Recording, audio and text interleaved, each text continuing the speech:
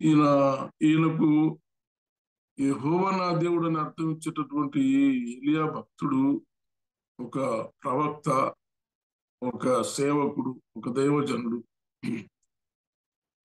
ఈయనకు ఈయన కటాఖండిగా మాట్లాడే వ్యక్తి. అంటే ఇప్పుడు మనకు ఆ అక్కడ ఆ దేశంలో, ఆ ఉత్తర రాజ్యంలో ఇస్రాయేలీలు ఆ రెండు భాగాలుగా విభాగింపబడినప్పుడు 10 గోత్రాలు ఒక దేశంగా, 2 గోత్రాలు 12 గోత్రాల్లో 10 గోత్రాలు ఒక దేశంగా, 2 గోత్రాలు ఒక దేశంగా విభాగింపబడ్డాయి.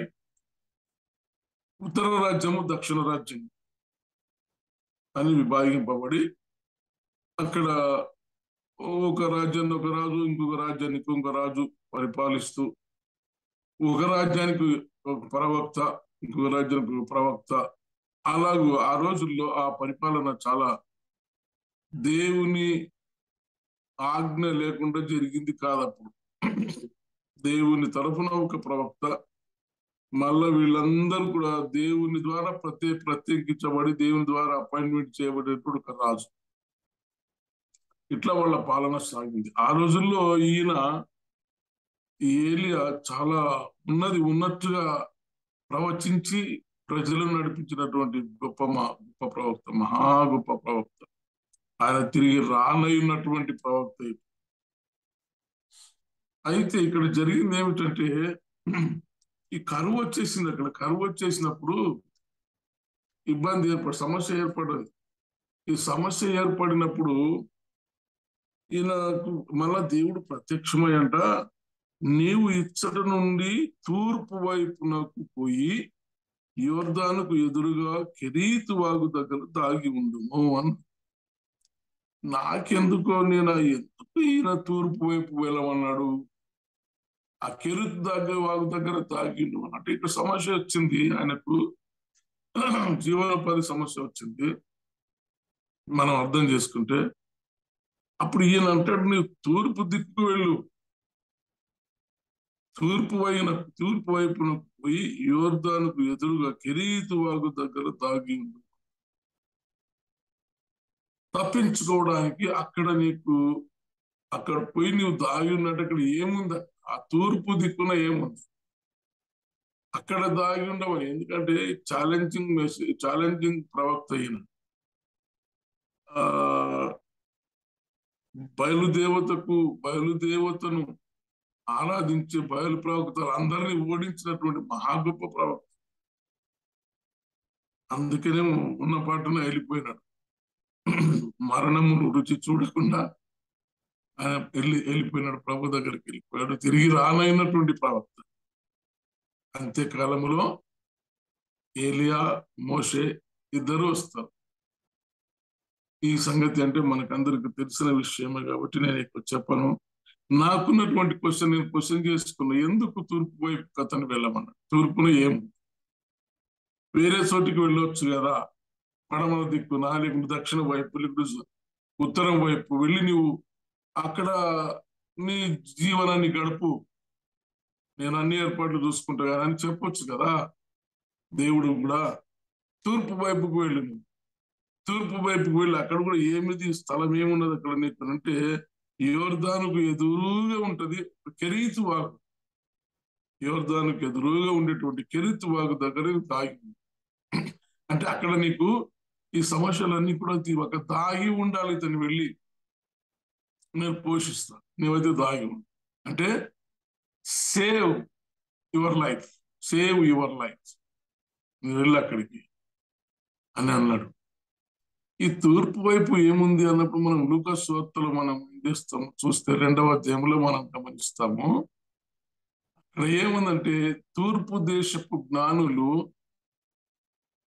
తూర్పు దిక్కున మేము ఆయన నక్షత్రమును చూచి వచ్చితిమి అని అంటారు వాళ్ళు. నాకు వచ్చిన తలంపుని మీకు జ్ఞాపకం చేస్తున్నాను. తూర్పు దిక్కున ఆయన నక్షత్రమును మేము చూచి పూజించవచ్చితిమి. ఎక్కడ రాజు అని వెతుక్కుంటూ వస్తారు జ్ఞానులు. అంటే ఏముంది తూర్పు దిక్కున? తూర్పు దిక్కునకు ఎందుకు పొమ్మన్నాడు అని అంటే, ఆయన నక్షత్రం. మిగతా మనము లేవి ఖండం నుంచి కొన్ని భాగాలు మనం చూస్తే, ఎందుకు ఆది కాండంలో కూడా మనం చూస్తాం కదా, ఎన్నో నక్షత్రాలను దేవుడు సృష్టించాడు. ఎన్నో నక్షత్రాల వెలుతురు ఆయన మనకు చూపించాడు. మరి సూర్య చంద్ర నక్షత్ర మండలములను సృష్టించిన దేవుడు కదా.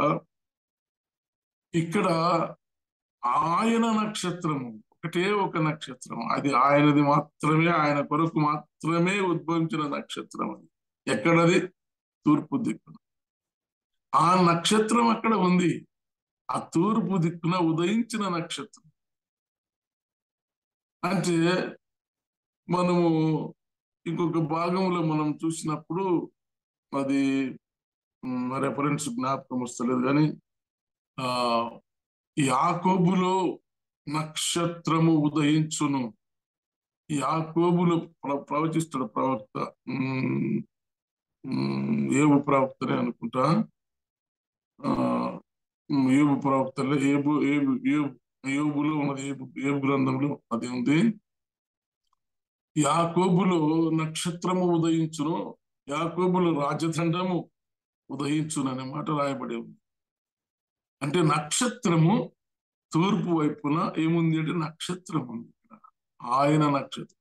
ఆ నక్షత్రం ఎవరంటే యాకోబులో ఉదయించినటువంటి నక్షత్రం యేసుక్రీస్తు ప్రభువును సూచిస్తూ ఉంది. అని అక్కడ ఆయన ఉన్నాడు. యోహాను సువార్తలో మనం గమనిస్తే, నేను పరలోకము నుంచి పంపబడిన జీవాహారము నేనే, ఈ నేనే అని స్వయంగా తాను ప్రకటించుకున్నటువంటి 7 సార్లు ప్రకటించాడు ఆ ప్రకటన, నేను నేను నేను అని. అందులో ఇది ఒకటి, పరలోకము నుంచి పంపబడిన జీవాహారం నేనే. కాబట్టి అక్కడ ఈ జీవాహారం ఉంది. అక్కడ ఆ ఆయన నక్షత్రము, యాకోబులో రాజదండము, యాకోబులో ఉదయించినటువంటి నక్షత్రము యేసుక్రీస్తు ప్రభుల వారు. కాబట్టి అన్నిటికీ ఆధారభూతుడైనటువంటి దేవుడు అక్కడ ఉన్నాడు. అక్కడ నీకు అన్ని ఉన్నాయి. అది ఆయనకు చెప్పినటువంటి మాట, అది ఏలియాకు ప్రకటించినటువంటి మాట. తూర్పు దిక్కున, తూర్పు వైపున పోయి యోర్దానుకు ఎదురుగానున్న కెరీతు వాగు దగ్గర దాగి ఉండుము అన్నప్పుడు, ఆ వాగు నీరు నీవు త్రాగదు, ఆ వాగు నీరు నీవు త్రాగదు.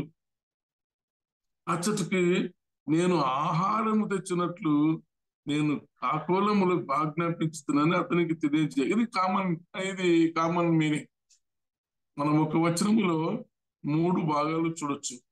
ఒకటి కామన్ మీనింగ్, మామూలుగా అక్షరార్థం అనుకోవచ్చు. 2 స్పిరిచువల్ మీనింగ్.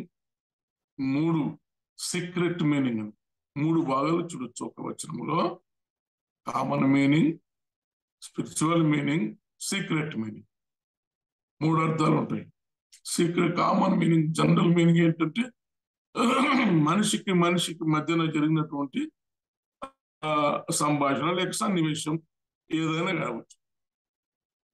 ఈ స్పిరిచువల్ మీనింగ్ ఏంటంటే ప్రభువుకు మనకు సంబంధించినటువంటి విషయం, ప్రభువుకు మనకు విశ్వాసికి సంబంధించిన విషయాలు, ఆ మీనింగ్ వస్తుంది. 3వది ఏంటంటే సీక్రెట్, రహస్యార్థం. రహస్యంగా అంటే పరలోకమునకు మనిషికి సంబంధించినటువంటి సన్నివేశం మనం చూడొచ్చు. ఒక వచనంలో 3 భాగాలు చూడొచ్చు. కాబట్టి నేను తీసుకున్నది ఏంటంటే ఈ స్పిరిచువల్ మీనింగ్ ఏమిటి ఇక్కడ మనకనంటే, దేవుడు తన బిడ్డలకు లేక తన కోసం నిలబడినటువంటి ఆ దైవజనులకు, సేవకులకు తాను నిలబడి పోషిస్తాడు, తాను నిలబడతాడు. ఇది గొప్ప అర్థం, మనం చేసుకోవాల్సిన అర్థం స్పిరిచువల్ మీనింగ్. కామన్ మీనింగ్ ఏంటి? వెళ్ళు, నువ్వు ఇక్కడ కరువు వచ్చింది నీకు, నువ్వు వెళ్ళి అక్కడ దాగి ఉండు, కెరీతు వాగు దగ్గర తూర్పు వైపు వెళ్ళు. ఆ తూర్పు వైపున ఏముంది? అక్కడేమి దాక్కుంటావు నువ్వు? అక్కడ ఏముంది నీకు అంటే యాకోబులో ఉదయించినటువంటి నక్షత్రం అక్కడ ఉంది. పరలోకము నుంచి పంపబడిన జీవాహారం ఉంది ఇక్కడ నీకు, ఇప్పుడు మనకు. ఆయనకు అక్కడ ఇచ్చాడు. ఆయన ఎరితి వాగు దగ్గర దాగిపోయి ఉండు, తూర్పు దిక్కున ఆ వాగు నీరు త్రాగుతూ ఉండు. నీ పోషణ విషయమై నేను నా సైన్యం ఉన్నది అక్కడ, నా సైన్యం ఉన్నది. ఆ సైన్యములకు అధిపతి యెహోవా అని ఆయనకు పేరు. జలరాశులను పిలవగలిగిన దేవుడు, జంతువులను నోరు మూసే దేవుడు, ఈ సృష్టిని తన ఆధీనంలో ఉంచుకొని సృష్టిని కూడా తాను మలచగలిగినటువంటి దేవుడు, అంత గొప్ప దేవుడు ఓ దైవజనుడా మనకున్నప్పుడు చూడండి, ఆలోచించండి, ఒకసారి ధ్యానించండి. కెరీతు వాగు దగ్గర తూర్పు దిక్కున నీకున్నటువంటి నక్షత్రం, నీకున్నటువంటి పంపబడిన పరలోకపు నుండి పంపబడిన జీవాహారం అక్కడ ఉంది కాబట్టి ఆ తూర్పు దిక్కు వెళ్ళు నువ్వు. అంటే మనకు ఏం గైడెన్స్, మనం నేర్చుకోవాల్సిన పాఠం ఏంటంటే, దేవుని సేవ చేస్తూ ఉన్నప్పుడు, దేవుని సేవకులు గాని లేదా ఒక విశ్వాసి గాని తాను జీవించాలంటే, ఇక్కడ నీకు సమస్య ఏర్పడినప్పుడు ఆయన ఆ సమస్యను తీర్చడానికి నిలబడగలిగిన దేవుడు. ఎప్పుడు ఆయన కోసం నువ్వు నిలబడ్డా. అది ఇక్కడ నేను నాకు తగిలినటువంటి మాట. ఆయన కోసం మనం ఎప్పుడైతే నిలబడతామో, ఆయన మన కోసం నిలబడి ఆ రీతిగా పోషించినటువంటి దేవుడు. చూడండి, మన సమస్యలు తీర్చినటువంటి దేవుడు. కాబట్టి ప్రియులారా, మనకు సమయం ఎక్కువ నేను తీసుకోకుండా ఒక్కటి లేక 2 ప్రార్థనలు మనం చేయడం మంచిది. ఎక్కువ పాల్గొవాలి, ఎక్కువ మంది ప్రార్థించడం అనేది చాలా ఇంపార్టెంట్. కాబట్టి చిన్న ధ్యానం ఏంటంటే, తూర్పు దిక్కున ఏముంది? ఆ తూర్పు దిక్కున నీకున్నది ఏంటంటే నక్షత్రం ఉంది. ఆయన నక్షత్రం ఉంది. ఆయన నక్షత్రం ఎవరు అంటే అన్నిటికీ నిలబడగలిగినటువంటి దేవుడు యేసుక్రీస్తు ప్రభుల వారు.